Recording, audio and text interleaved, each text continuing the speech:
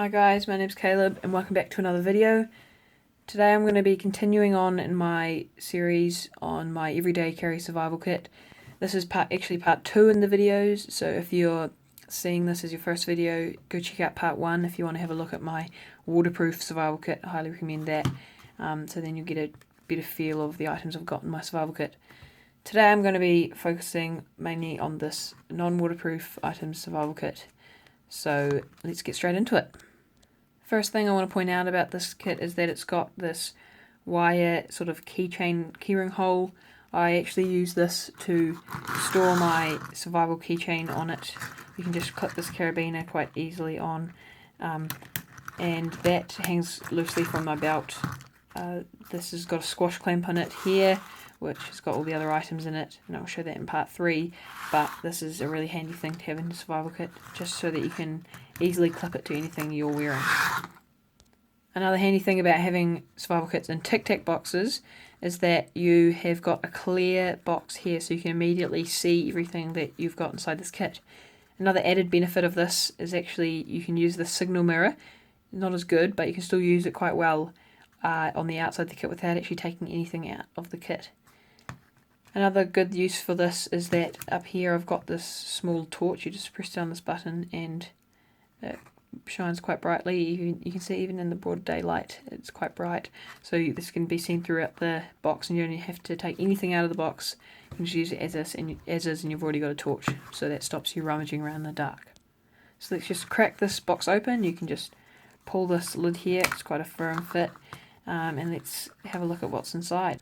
So up first we've got this small sealed straw of salt. I mentioned this in a few of my other videos, but these sealed straw containers are incredibly useful storing items in waterproof containers, especially small liquids or solids. This is salt. You can use salt for flavouring meals, you can use it for creating a saline solution to prevent infections, and if you want to use it you can just slice off the top with some scissors or a knife or anything you want. Next up we've got that small torch I talked about before. This is one I actually made. It's also featured in my ultimate survival kit videos, so go check that out if you want to see it as well. Yeah, it's very small, just a simple circuit I made. Anyone can make one of these. We've also got this small thing of hot glue. I've actually got a longer one inside my kit here. That's for mainly gluing, but this is actually used as an eraser for the pencil in my other kit. I worked out that hot glue can be used as a very effective eraser. Next up in the kit we've got this small container. This container contains a few very small items. I'll just tip these out. First up we've got a needle, if I can pick it up. Yeah, needle there. We've got a pin as well. Pins can be even used as finish nails. You can bash them into a tree to hold up any rope you've got. Obviously pins are good useful item, and it's incredibly tiny, so you can fit that in any kit. We've also got 2 really small safety pins, mainly for clothing repairs, and also my trademark tweezers that I've made from a paper clip. And last but not least, we've actually got this small storage container. You can use it to store liquids or solids or salt, something like that. But you can also use it as a backup whistle by blowing on this sideways. I won't demonstrate it now because it's very loud. But yeah, it's a great whistle. Up next we've got this hay fever tablet. Obviously for reducing hay fever I just use this. This is prescription medicine for me, but you can include anything else you want in there that's about this size. We've also got another sealed straw full of sodium bicarbonate actually.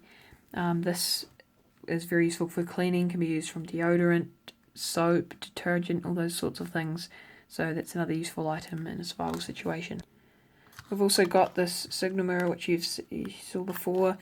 This is made from the back of an old CD actually, and you can just direct light using the V method. You can't tell right now because the sun's behind the clouds, but yeah, this is a great little mirror, very cheap to make as well. You just cut down an old CD. We've also got in here a fish hook, quite a large fish hook, and it's covered in this insulation tape to protect it from ripping and anything inside the kit. But yeah, this is another just generically useful item, finding a renewable way of finding food in the wild. We've also got about 1 metre and a half of insulation tape here. Another great source of a way of connecting things, and insulation tape works quite well in watery conditions as well, so it's another great addition to the kit. We've also got another safety pin inside this kit. Safety pins, as I mentioned in the last video, have many uses, from fish hooks, sewing, that kind of thing. So I always include them in the kit, plus they're incredibly small and lightweight, so there's really no reason not to. Also got about 2 meters of dental floss. This dental floss could be used for sewing, fishing, anything you need string for. Dental floss is a great alternative because you can pull on it as hard as you like and it's not going to snap. Obviously there are exceptions to that, but this is great because it won't fray very easily, and also you can use it for flossing your teeth, so it's another good upside. And here we've also got a small straw of Vaseline. You might recognise this if you saw my Ultimate Survival Kit video, because it's the same straw. It's very hard to get Vaseline inside these straws, so I just thought I'd use that one. But Vaseline is a very incredibly useful item. You can sort of soak it through any cotton or this tampon here, which I use for tinder, and it will make the tinder last way longer and make it all round better. Up next we've got this small hacksaw blade, which you could tape to the striker here to use the handle if you wanted to. Hacksaw blades obviously can cut through metal, they can also cut through wood if you need it to, so a great useful item there. We've also got 2 paper clips. Paper clips are actually remarkably useful. You can use them, you can use them for any sort of wire, tying things together, obviously clipping paper together. So paper clips, another great all-round item. We've also got this tampon inside a waterproof container. I feature tampons in many of my survival kits just because I think they're a really great source of tinder. There's tons and tons of tinder inside this. You could make mini fires just by fluffing it out and spreading it out and adding some of this Vaseline to it. So yeah, I'd recommend putting those in any kits.